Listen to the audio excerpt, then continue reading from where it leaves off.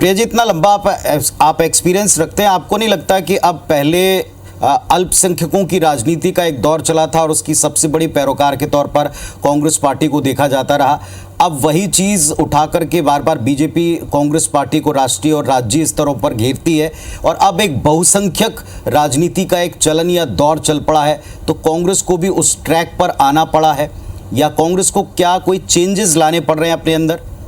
नहीं, बिल्कुल नहीं। मुझे बहुत गर्व से मैं बोलती हूँ कि मैं एक ऐसी पार्टी को रिप्रेजेंट करती हूँ जो हिंदू, मुसलमान, सिख, ईसाई को भाई मानती है, जो धर्मनिरपेक्षता में यकीन रखती है, जो इस देश के सेक्युलर फैब्रिक में यकीन रखती है। मैं आपकी बात से बिल्कुल सहमत नहीं हूं कि कोई मुस्लिम अपीजमेंट या अल्पसंख्यक के लिए आपने जो राजनीति कही, हमने वो कभी भी करी है। हम बिल्कुल शोषित वंचित वर्गों की बात करते हैं, हम दलितों की बात करते हैं, हम ट्राइबल्स की बात करते हैं, हम बिल्कुल बात करते हैं उन अल्पसंख्यकों की जिनके पास संसाधन नहीं है, इसमें क्या बुराई है। लेकिन हम उसी लहजे में, उसी तौर पर हिंदुओं की भी बात करते हैं और उन लोगों की बात करते हैं जिनके पास ना संसाधन है, ना एक्सेस टू अपॉर्चुनिटीज है।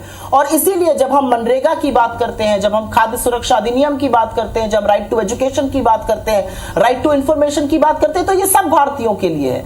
और मैं आपकी जानकारी के लिए बता दूं कि जब जनता जागरूक होती है तो कैसे रिजेक्ट करती है। भारतीय जनता पार्टी को कर्नाटका में एससी सीट्स में से मात्र 30% सीट मिली, 31 सीटों पर डिपॉजिट जमा हो गया। और सबसे बड़ी बात यह है कि ट्राइबल बेल्ट में, ट्राइबल सीट्स में एक भी सीट नहीं मिली।